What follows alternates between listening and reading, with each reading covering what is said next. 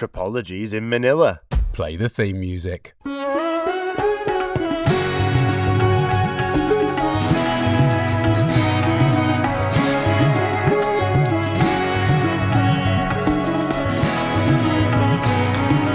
Hello and welcome to this episode of Tripology. I'm Alan. I'm here with the ever Filipino. It's Adam. Alan, mate, we've got a bit of a secret to reveal, haven't we? It's been a long time coming, but I'm here in the flesh, in the building. How do you feel? Oh, I feel ever so close to you. You're here right now. I can't help but just reveal to the audience. I can't help but reveal to the audience that it's, again, we're in sweltering condition. Yeah, I mean, if it wasn't for your fabulous editing skills, to the audio listeners, they might just think this sounds like any regular episode of Tripology they've been listening to for the last 5 months. Yeah. But I am sitting right next to you. Yeah, in 75% more perspirational conditions. I'm sweaty, I'm hot, I'm in the Philippines. You're here as well. Yeah, you actually left out just how hot it was when you said you fancy coming to meet me in Manila. And had you said it's unbearably hot and humid and there are rainstorms absolutely every day, I might have said, do you mind if we just record remotely for the next little bit? I told you that it was freezing cold. You've come with just a parka and some long johns packed in your bag. I said, it's cold here, mate. Come, have a nice time. Yeah, exactly the same temperature as Queenstown. You've acclimatised. But yeah, that was it. I mean, we're absolutely roasting. It's one of the technical things about recording a podcast that people don't know is that when you haven't got control of the temperature, it's really, really tough. We mention it, I feel, every week when we're traveling together, because those are the times where we are forced the most into specific recording conditions. But there's a beautiful moment to share with the Tripological audience where we set up the studio, we make sure it's all right, we're like, okay, we're ready to go. Okay, turn the fan off, turn the aircon off, and then suddenly the room descends into this sort of oven condition, which is it's mind-blowing, isn't it? The heat that's rising through the room right now. Yeah, you left out the little bit where you put your foot in the fridge to try and cool down. Yeah, I said to Adam, I was just panicking, looking for some way to cool down. I went, can we open the fridge? It's the most quiet form of coolness in the room. Yeah, I mean, it's difficult, isn't it? I think naturally we are going to try to travel to places where the weather is agreeable. Yeah. Tropical locations. Here we are in Manila. I've come from somewhere that's very cold, so I'm quite enjoying it, but I've got no doubt the novelty's going to wear off pretty sharpish. I hope so, mate. I hope the novelty wears off and it goes to just a sort of more stable condition that we can cope with and deal with. I'm looking forward to the episodes we do from Antarctica one day, but for now we are in the Philippines and we're enjoying it. Thank you for coming. Thank you for being a part of the journey here. We've got some incredible things planned because during your time here, business decisions are going to be made, tripological decisions are going to be made, things are going to happen that will bring the audience along for the ride, and it's just going to be a real beautiful time. So over the next few weeks of Tripology, you're going to see some sort of evolution, and by the end of it, we will be the biggest travel podcast in the universe. And that's including all the different galaxies and all the different dimensions. I'm talking universe, baby. So now's the perfect time to come along for the ride. Yeah. AI, we're coming for you. You won't stand in our way. And I guess we do like to practice what we preach as well. So if you've got a friend out there who lives in a really exotic location or somewhere you're interested in visiting, maybe they've lived there for a while or maybe they've just moved there, and they pick up the phone to you and say, hey, I'd really love it if you came to visit, pull the trigger. Go and do it. Yeah. It's an amazing thing. Go and do it. Both start a podcast and then quit doing the podcast after 10 episodes and listen to Tripology instead. Well, thank you for coming, mate. I would love to hear about your sojourn to get here, what you've been up to over the last few weeks, because we've not spoken. You arrived 24 hours ago. We went immediately to bed and we barely said anything. We said, save it for the podcast. Yeah, it's one of those awkward time differences. So I came from Queenstown via Sydney, and we'll go into detail about that, and then Sydney onto Manila with a 21-hour delay over. A delay over. What a lovely portmanteau that is. That's going on a t-shirt. Yeah. So yeah, that sort of layover spun me out a little bit, and it's only a 4-hour time difference, but that's quite annoying, isn't it? Because I'm sort of waking up at about 6 a.m. Because for me it's 10 a.m, which is a lie-in. But yeah, I mean, we will talk about the process to get here, because if it wasn't you I was coming to visit, the rigmarole that I went through might have been the end of me. I might have turned around in Sydney and just gone back home. Wouldn't even worth it. No, I don't think so. I liked the fact that I'm sort of a golden enough carrot on the end of a horrible stick that you will persevere with the nastiness of the sojourn. Well, yeah, so I mean, it was pretty straightforward. I managed to get flights that were just one layover, as I said. There's nothing direct, obviously, because I'm in fucking New Zealand, and you're lucky to get a direct flight to Australia. But my flight went from Queenstown, where I now live, big shout out to Queenstown, and I ended up getting the bus to the airport to catch my flight. Now, unfortunately, I left it a little bit late. I was having a lazy morning. I'd already packed the night before because I checked out of the hostel, so it's already done by default. My bag's packed, and I left it a little bit late. I thought it's 15 minutes down the road, the airport, in a place called Frankton. I'll just catch the bus because there's buses every 10 minutes. And you know what it's like when there's almost too many buses? You're lax, aren't you? Yeah, if there's too many buses, I hate that. If I go to the bus stop and you don't know which bus is yours, whizzing past at breakneck speed, I think, are you all going in the same direction? So what I want you to do here is just remember I'm in a fully developed, quote unquote, if we can still say that, first world country, and it's 2025. Yeah. I get on the bus, wave my friends goodbye. I'm there with my backpack, all excited, like it's my first trip again, going to see my best mate. And are you laughing because it's so hot? It's nuts. Yeah, it's great. I can see sweat dripping down your lip as you're talking. It's amazing. Honestly, awful. Well, the show must go on. That's fine. This show will turn out probably with us both completely drenched. But I'm panicking as you're talking about buses. I'm physically so uncomfortable. Maybe some fans will be into it. So maybe this will convert some audio fans into video fans. This is crazy. We have recorded in the desert of Oman. in the back of a car. This is hotter than that, isn't it? Yeah, it is. It is mental. It is Can we unbearable. open the fridge? I don't know what the environmentalists would say about that. Blooming heck. All right. But yeah, there's too many buses. So there's too many buses, and I was really relaxed as a result, which is good going into travel because this is a little thing you might not know about me. I'm not always totally chill. When we, I mean, you'd know that, but I'm not like completely, whatever happens will happen and I'll deal with it on the way. Like I am quite sort of rigid in some cases. I don't think of you as a chill person. And some of my friends I do. Yeah. You're in a category that I have called the less chill friends. Right? AKA stick up his ass. No, I don't think there's a stick up your ass, but what I do think about you is if there's a stressful situation and the two of us are involved, I know that I have to assume the role of the chill one. Sure, because you've often said, you're very, very calm in airports, all that stuff. That's not always the case, but that's the case with you because I know you're stressing enough for both of us. Yeah, I'd rather have an icicle up my arse right now. So got on the bus, feeling pretty relaxed. Got on the bus and just said to the bus driver, "I'd just like an adult single to the airport." And then I looked down at the machine, and it had the contactless payment. I had my credit card ready, and I went to tap it. And he looked at me. He was Filipino, actually, funnily enough. And he said, "It's cash only, unless you've got a local transport card." Disgusting. And I said, sorry, I don't have any cash. And he said, it's cash only. What, so you can't get on the bus? I said, I don't have any cash. Please, is there any way I can pay? Are you sure the contactless doesn't work with my credit card? You know, like a lot of the times you can just tap on, tap off, public transport, whatever. And a little smile broke and he said, it's cash only. Oh, and I was sarcastic, sort of vindictive smile. Well, I mean, I was looking at him and the 40 people who had just got on the bus with their local tap on, tap off cards. And I thought, do you know what, mate? I'm not going to a fucking garden centre for the morning. I'm going to the airport to catch a flight. So, time is of the essence. Are you sure I can't just get on? And he said, did you say the garden centre thing to him? No, this is what's happening in my head. I'm not buying a fucking trowel. I'm going to catch a plane that's going to leave imminently. Can I just get on? Yeah. And he said, no, I'm sure you can't get on. It's cash only. You're going to have to get cash out. And I thought, okay, whatever. Trip hasn't gone to plan. I'm going back to bed. No, Tripology. Tripology's not going well. I don't have any cash. I'm an agreeable temperature walking around the streets of Queenstown. I think I'll just stay here. So I ran into the local supermarket. So I was panicking, thinking, holy shit, this has gone wrong already. I'm running around.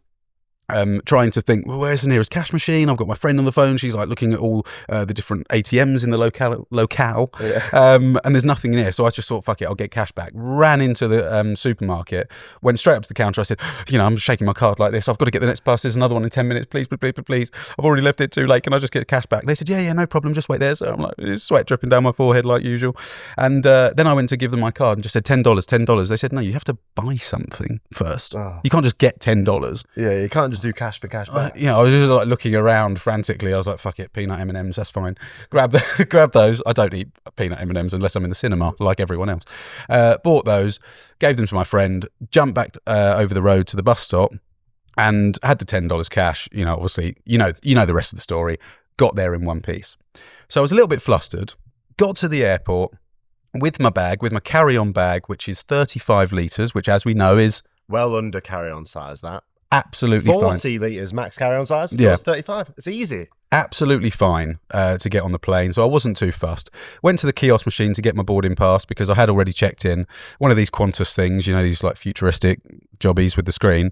And just as I got through to printing my boarding pass, the screen just went black and it said, sorry, this kiosk doesn't work. So I was like, awesome, fucking brilliant. So I started queuing, and then a guy picked me out the crowd and he said, sir, we're just about to open this desk. Do you need any help at all? I said, look, I've already checked in. I just need my boarding pass. I've only got carry-on. And he looked at my bag and he went, oh, do you mind if we weigh that? And I was like, no, that's not a problem because it's 35 litres. So I wasn't thinking to myself, because you know what it's like when we travel with carry-on. Yeah. I didn't know necessarily that there was always a weight limit. I thought it's 35 litres. It doesn't matter if it weighs 20 kilos or 5 kilos. It's 35 litres. Just let me on. They don't know if I'm carrying. But you've seen on like flight, when you book the flight, it says usually 8 kilogram limit, 11 kilogram limit. Yeah, I've seen that before. But I don't know if I've ever had my my bag weighed, my carry-on bag. I don't think that's something It's rare. Actually, it's rarer than people think, I think. Now. Yeah. And also, I know how many airline rules are completely fucking redundant. So I don't really take them seriously. And maybe that's my fault. I don't know. But he picked me out the crowd. We went to weigh the bag and I was relaxed again, thankfully, and put it on the scales and it was 9 kilograms. And he went, I'm really sorry, sir. That's 2 kilograms over. The maximum is 7. 7's very tight. Yeah, you're going to have to either take some things out or leave some things here, which I'm amazed is even an option, or you can check the whole thing in. Or you could wear some of the things. Yeah, I mean, I was already thinking about the 50 degrees in Manila. I don't want to get off the other end, feeling even worse and wearing a coat or whatever, and ski boots.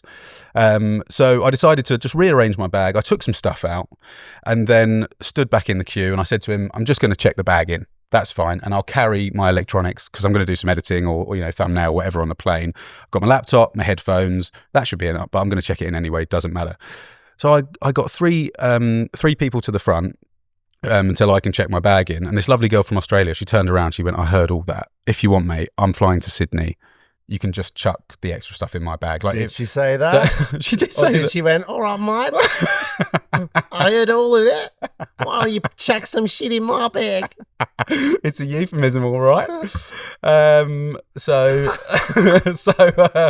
Yeah, she was really sweet, and I said, look, it's fine, don't worry about it. I'm just going to take the stuff on the plane. She goes, oh, it's bollocks, isn't it? All this. I said, yeah, he was preaching to the choir, sort of thing. And then the guy came back, the same guy, and he said, excuse me, sir, would you like to weigh your bag again? And I said, why? And he said, because now you've taken things out, it might be lower than 7 kilos. I had my foot on it before because I think you're a prick. I said, but what's weighing it going to do? Because I'm taking the stuff that I've got in my hands on the plane as well. He said, no, it's all right. If it's not in your bag and your bag weighs less than 7, then you can take it on. But you know this. Sometimes I think you're baffled by things that people understand already. You know that if you're carrying it in your hands, it's not added to the weight of your bag. You just thought they were weighing, because otherwise they would weigh you and say you're only allowed 165 kilograms on the plane or something like that. They don't care about how much you weigh. But hang on a minute. This is like a Mandela effect moment. We do agree that me holding whatever was in the bag and the bag is still the same weight as me putting the things that I'm holding in the bag right? It's still a total amount of weight that I'm They carrying. don't care how much you weigh. Otherwise, fat people would have to pay more for airline tickets. They care about how much your bag weighs so that they can charge you money. Right. So, well, maybe that's kind of where the story comes to an end. I went over, weighed the thing. It was 6.8. And he went, all right, amazing. Through you go. And I was like, but I'm just going to get around that corner And go straight in the bag. I'm going to put my electronics back in the bag so I don't have to fucking carry them like an idiot. Yeah. And he was like, that's it, no problem. It was amazing. So then, I couldn't believe it. I got onto the plane feeling a little bit sort of bewildered or whatever. Obviously, I heard all that, mate. There was some resourceful thinking.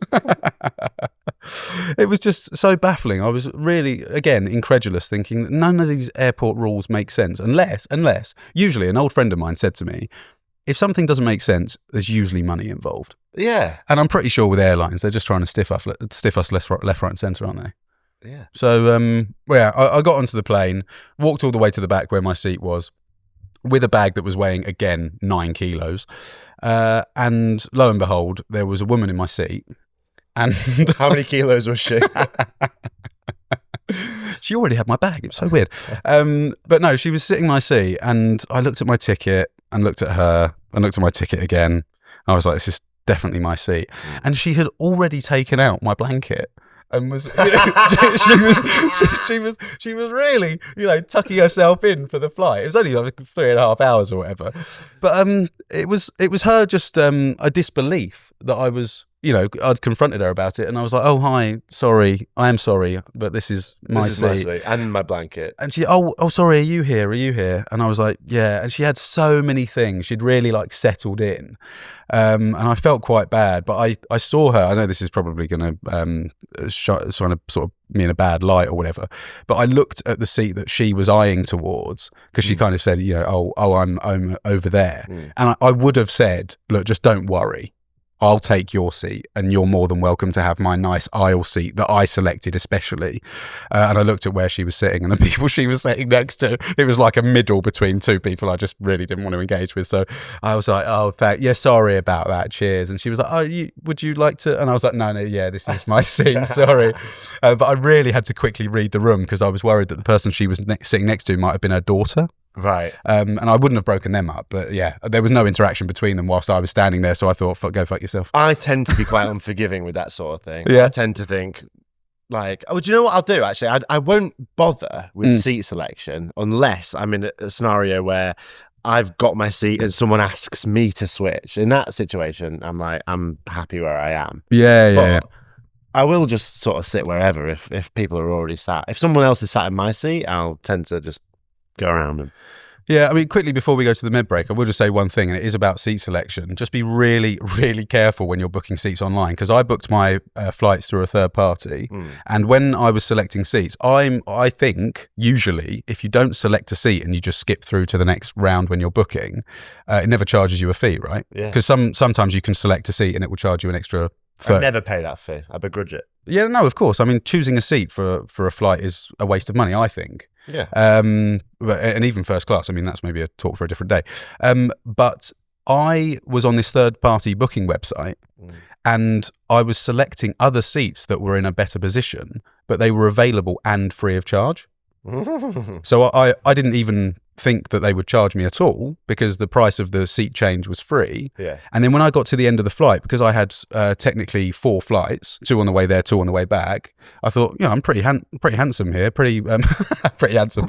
No, I'm pretty happy with my seat choices. And in other news, my flight booking is going very well.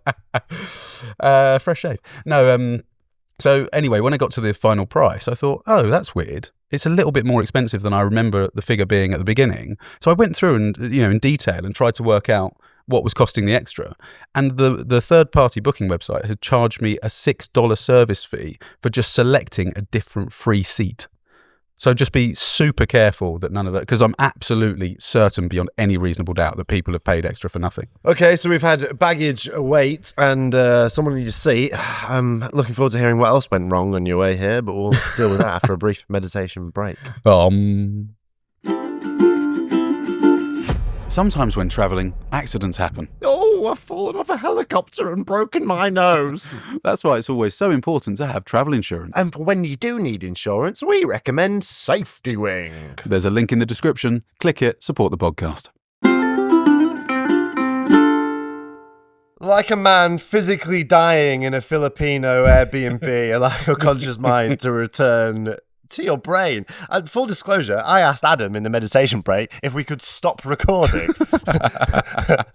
because I'm so painfully hot. Yeah, and be like a slave driver. I said, Alan, I've just flown 36 hours to get here. Come on, mate, stick your foot in the fridge. Adam says, I don't care how much you're sweating. I'm not telling that story again, so we're either carrying on or we'll do something else. So I've persevered. So if I feel vaguely catatonic to the listener, it's because my cells are dying. Yeah, I mean, luckily it's another story from my journey because there was a bit of a doozy by you last week, and this one was a bit of a doozy by me. You know, sometimes when you're traveling, things happen, and it makes you check yourself, and you think, God, if that had really been the case, A full body check, I would have been incredibly embarrassed. So there I was in Sydney. I got to Sydney in one piece, and I deliberately chose Sydney as my layover. Obviously, I had a load of different options to get here, but I chose Sydney because one of my best mates from back home, I was actually best man at his wedding in 20... I shouldn't have started that because I don't know the exact year. It might have been 20. My God, it's hot in this room. I think it was 2019. Very, very good friend of mine. He took the plunge and moved to Sydney, Australia about a year ago. And he's there with his family. Absolutely amazing couple, super, super couple. And he's a lovely guy. And I texted him after booking the flight, actually before you, because initially it was going to be a surprise. But bizarrely, Adam decided to try and surprise me by coming to the Philippines, even though on an episode of Tripology just 3 weeks earlier, we explicitly said in the Patreon section, so you're definitely coming to the Philippines, yeah? And he went, yeah, I am. So I was expecting him to come. I texted him saying, mate, when are you arriving? And he was like, it's supposed to be a surprise. Was it? Yeah, I mean, I would have needed your address, obviously. But yeah, so I was in the Philippines with my mate, and I told him straight away. I wasn't in the Philippines yet. I was in Sydney with my mate, and I texted him. I said, look, I'm coming there. I'm only going to be here for one night. Is it okay if I come in and see you? Because we've not seen each other for a very long time. Last time was in the UK when I was last there, over a year ago. And it'd be an awesome thing if I could just, sleep on your couch and we'll have dinner together and all this sort of stuff. He said, absolutely, get over here. Love to see you. So pretty easy train ride into the city. He was at a conference and he said, look, why don't we just go out before we go home for dinner? Why don't we go out for a couple of drinks in a bar? I said, yeah, sounds great. So we went to this place called the Sydney Cidery. If anyone, what do they sell there? Cider and beer, actually. Okay. That was a requirement of me because I don't drink much cider. And we walked in, and the bar was pretty empty. Actually, it was sort of a rainy Thursday night. And a rainy Thursday night. Yeah, and we popped ourselves at the bar. Stood there and had a couple of beers. Now, at the bar, and I know this is going to sound like the beginning of a joke, but there was an English woman, a Brazilian woman, and a Dutch woman. Okay. And they were just working at the bar, and we stood there and we were chatting to them for a very long time. It was a really nice conversation. We ended up having couple of packets of crisps, chips for our American listeners, came out, and we stayed there for a lot longer than I thought we were going to. And we ended up having a few beers, having a good old catch-up, as you'd expect. And we were talking to this English lady, quite young, and she'd just started her first working holiday visa. So Ollie, my mate, big shout out to you, mate. He said, "Oh, working holiday visa, Adam, you travel full time. You know a lot about that. You've never had your carry-on bag weighed before." And I sort of went into my shell a little bit, and he was like, "No, tell her about the podcast. Go on, tell her. If you want to know anything about traveling, you ask this guy and all that sort of stuff." I went all shy, so we started talking about it, and I eventually got my phone out, started showing this girl the Instagram and that sort of stuff, and we were also using my phone to take photos of us, which I'll probably post on the gram next week or whatever.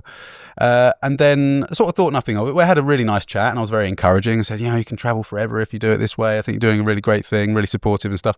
Popped my phone on the bar, and then carried on having a little chat with Ollie. Now, roughly at that time, a guy who was quite young. I'd say it's probably in his 19, 20, something like that, late teens. It was in his 1920s. He looked amazing. He had brilliant hair, really thin moustache, suited and booted with a little cravat. Okay, he's about 19, 20 years old, and he was just behaving a little bit strangely. So he walked up to the bar. He walked up to the side that Ollie was on, to his right-hand side. Then it looked like he came sort of in the middle of us to sort of peer over us and ask a question. And, we're all a little bit wary of him. And then he walked around the other side, and he started chatting to the bar manager, and he just asked about a football match, whether they would be showing a football game. And when they said, no, we're not showing it, he then left. Now, he didn't buy a beer, he didn't stay there, the bar wasn't busy, and it was just a little bit of a strange interaction because of how much attention he was taking. Yeah. And then he left, didn't think anything of it. He was used to prohibition, so he probably didn't think he'd get a beer. And then, yeah. And then it came to the point where Ollie and I were umming and ahhing about whether we should leave or not. And I said, look, mate, let me send you those photos. Get your phone out and we'll do an airdrop type thing. And I looked at the bar and my phone wasn't there. And I thought, oh my goodness. Pretty sure my phone was there, Ollie. And he was like, yeah, it was just on the bar. You were just showing the Instagram and all this sort of stuff. I was like, okay, wow. This 1920s Big Bopper still your phone. This very rare, he'd never seen one before, had he? Never seen a mobile phone. What is this cellular device? So I was immediately panicking, but trying to keep my cool. I said, don't have a meltdown. It's only your phone. Yeah. It's only, chill guy. It's only your entire life, Adam. Don't worry. What could have possibly have happened to your phone that was just on the bar and then there was a guy there? So Ollie was like, well, what do you think happened? And I said, there was that guy, wasn't there? He was right next to me and it was there. We were chatting. I was preoccupied. There's absolutely every chance he could have stolen it. And we were, really sort of panicking a little bit. He was like, oh, I can't believe you've come here for one night. And it's the bar that I've taken you to. And this will happen. And he was stressed about it. He was really worried. He was really, really concerned. And I said, look, let's not panic just yet. Let me check all my pockets. He was like, yeah, go on, check your, coaching me through it. Wait, back pocket. I was like, yeah, I've checked that 5 times. Oh, that's my lost chain from Budapest. So, I was patting myself down, checking all my pockets. I went through my bum bag, my fanny pack for our American listeners, and then our sleeve for our Venezuelan listeners. And I couldn't. I checked all the places that it would have been. Also, the top pocket of my bag, which is I don't know why I would have put it there, but I didn't. And I was slowly coming to the realization that my phone had been robbed, and I hadn't even got here yet. Well, you were slowly coming to that realization. Well, at first you thought, what? Well, no, because I jumped to that conclusion. Right. As soon as it happened, I thought, don't panic. And then I was sort of looking. That's terrible. You jumped to the conclusion and then slowly came to the realization after the fact. Well, it was because I was accepting, okay, this has now happened. You're like, oh my God, my phone's been robbed. Hold on a minute, my phone's been robbed. I thought this is going to be a mess, but don't worry about what hasn't happened yet. Yeah. Just involve the staff. I'd already spotted a security camera behind the bar, and it was facing directly at us. So I thought, if we have to get the police involved or something like that, it is going to be a massive spanner in the works. But hopefully you can get your phone back, and everything that we do goes through our phone. I thought, I can't come to Manila to meet you and not have a phone. Yeah. Like, that is going to be an absolute nightmare. And my mate was feeling really bad, so we got the staff over. We told them the story, and they were like, "Oh, do you think it was that guy that we're pretty sure it was that guy. Like, it was just there. Oh yeah, you had your phone, all this kind of stuff." And then the security came, and we had to give him a sort of little statement thing, and he was like, "Okay, well, now that we're involved, we can check the security cameras, try and have a look." And we were just really down in the dumps about it, and I just didn't know what to do. And I thought, what? Just check. Just don't lose hope. Don't lose hope. Just don't lose hope. So I did one more scan of my body. I was like, Ollie, mate, are you sure you just didn't pick it up? I was really clutching at straws here. And then I looked in my top pocket of my bag again. I thought, fuck it, just check everything. Just get everything out. So I opened the top, because my bag's a top loader. I know you disagree with that, but my backpack's a top loader. I took the... That's terrible. For new backpack... People who listen to Tripology to get advice on being a backpacking, aficionado, top-loaded backpacks, they're they're sort of like what softball is to baseball, aren't they? No, mine has a very big pocket at the front as well, so I can open it up somewhat like a suitcase, but it's nowhere near as wide as yours. That's not good. But anyway, I decided to take the top off and not my t-shirt, easy, and then unzip my bag and that sort of stuff. And then I took out my scarf and my coat and the things that were in top of my bag, and my phone was just fucking laying there.